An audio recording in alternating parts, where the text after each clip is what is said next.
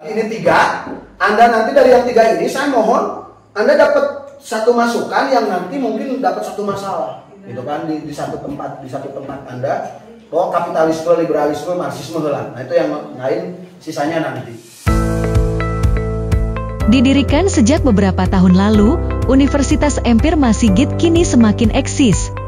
Keberadaannya sangat membantu masyarakat, terlebih bagi yang berlatar belakang kurang beruntung dalam menempuh dunia pendidikan, khususnya jenjang SMP dan SMA. Universitas Empir Masigit di Desa Mandalam Kar, Kecamatan Jatiwaras, Kabupaten Tasikmalaya ini didirikan oleh seseorang yang sudah dikenal luas bergelut di bidang sosial dan pendidikan, yaitu Alfi Ahmad Sadan Hariri. Di sela-sela kesibukannya sebagai Kepala Desa Mandalam Kar, Alfi bersama para relawan sangat konsen mengurus Universitas Empir Masigit dengan tujuan untuk mencerdaskan warga, khususnya yang putus sekolah. Tingginya kepedulian terhadap dunia pendidikan sangat melekat dengan dirinya dan membuat sosok pemimpin yang satu ini membuka kelas baru, sekaligus bertindak sebagai tenaga pengajar di Universitas Empir Masigit hingga sekarang. Sampai saat ini, sudah ada sekitar 85 orang siswa yang menimba ilmu di universitas ini. Seiring perjalanannya, Universitas Empir Masigit resmi mewisuda sebanyak 40 siswa lebih yang acaranya digelar pada pekan kemarin. Rasa senang dan riang gembira pun tampak terpancar dari semua siswa yang diwisuda, lantaran mampu menamatkan proses pembelajarannya hingga menerima tanda kelulusan. Lebih jauhnya, Alfi berharap pemerintah ke depan bisa meninjau kembali penyaluran anggaran APBN untuk pendidikan, agar lebih efektif dan tepat sasaran, sehingga tidak ada lagi masyarakat yang terbelakang dalam dunia pendidikan.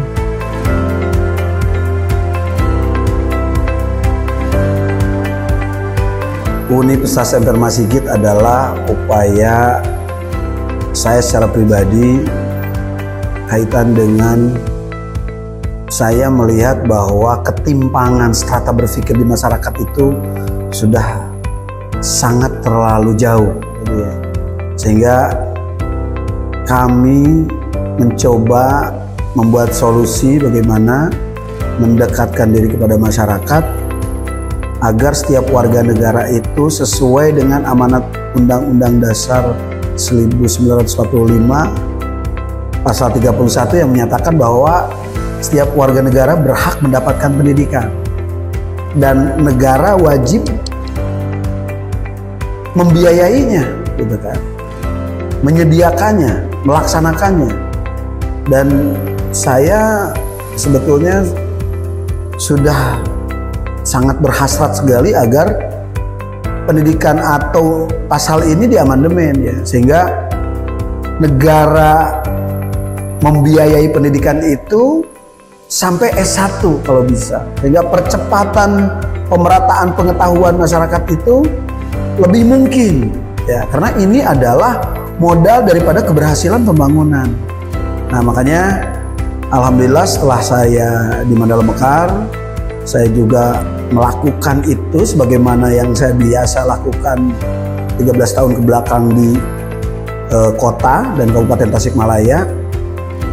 Di desa saya lebih bisa melihat lebih dekat lagi, di mana satu RT itu banyak yang ijazahnya masih SD, gitu.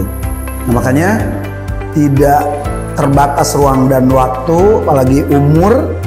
Saya persilahkan pada warga yang ingin mengikuti program ini, gitu kan, dengan cuma-cuma, tidak ada biaya Rp1 pun.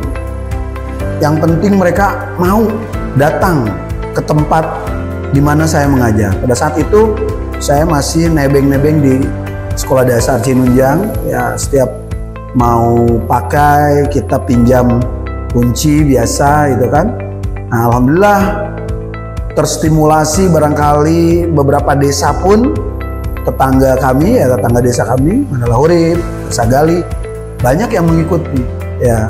Nah, alhamdulillah kami juga adakan wisuda, ya, dengan kreasi kami, ya, agar ini semata-mata bagaimana membuat satu kebanggaan, sehingga orang yang mengikuti daripada kegiatan belajar ini tidak merasa bahwa oh karena saya dulu tidak sekolah, karena saya dulu tidak punya biaya, karena saya dulu tidak mengikuti karena orang tua saya. Jadi tidak seperti itu. Ini layaknya mereka memang mendapatkan satu ruang baru di mana mereka bisa menimba ilmu, dan kami pun juga tidak terpaku kepada modul ajar daripada strata SMP atau SMA ya. Jadi kami bisa perluas bagaimana mungkin kita kajiannya itu lebih kepada kekinian, menyimpulkan, menganalisa masalah, sehingga mereka bisa lebih pede lagi ketika menemui permasalahan di masyarakat sekelilingnya. Dan mereka juga banyak yang justru membawa masalah, pertanyaan, sehingga kami memberikan materi itu sesuai dengan pertanyaan atau keluh kesah mereka yang berada di sekelilingnya, dikaitkan dengan materi kuliah atau materi pelajaran pada saat dimana saya mengajar. Jadi alhamdulillah kemarin kita coba bawa teman-teman dari Unsil membantu, alhamdulillah untuk jadi panitianya. Mereka banyak yang terharu dan merasa bahwa seolah-olah mereka memang betul jadi sarjana gitu kan. Setelah itu juga ada yang akhirnya terstimulasi, mereka ingin sampai bertanya kalau kuliah di sini berapa harganya. Dan itu berarti efeknya itu dapat ya sesuai dengan yang saya harapkan. Bagaimana menstimulasi atau merangsang masyarakat agar mereka mau upgrade software gitu. Karena saya punya teori ya bahwa setiap manusia itu berpikir, berucap, bertindak sesuai dengan softwarenya, sesuai dengan perangkat lunaknya, sesuai dengan kerangka berpikirnya. Dan perangkat lunak atau otaknya itu diisi dengan pengetahuan. Makanya saya tidak menyarankan bagi orang-orang yang masih berpikir oh saya sudah tua gitu. Mengajar dan belajar itu everyday everywhere. Mengajar itu, belajar itu tidak terbatas ruang dan waktu, dan itu juga yang diajarkan oleh agama kita bahwa dari mulai sejak lahir sampai dikubur sampai akhir hayat di kandung badan kita masih diberikan atau berkewajiban untuk menuntut ilmu.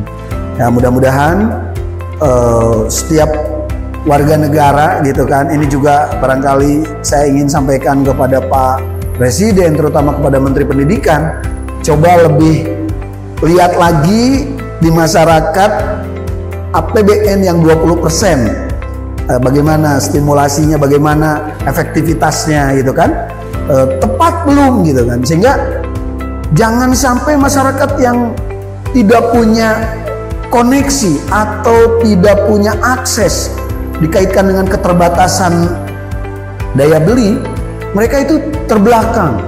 Sehingga ketika bapaknya SD, anaknya juga SD lagi, bapaknya SMP, anaknya SMP lagi. Nah ini barangkali perlu lebih lanjut pemerintah mengevaluasi daripada program terutama dalam pendidikannya, karena upgrade software itu menentukan percepatan pemerataan pengetahuan masyarakat itu. Ini akan menentukan juga bagaimana percepatan pembangunan bangsa ini, negara ini, agar tujuan bernegara yaitu mencapai titik di mana setiap warga negara itu adalah sejahtera bersama, itu bisa segera terwujud. Tim Liputan Gema Mitra. Tidak mengenal.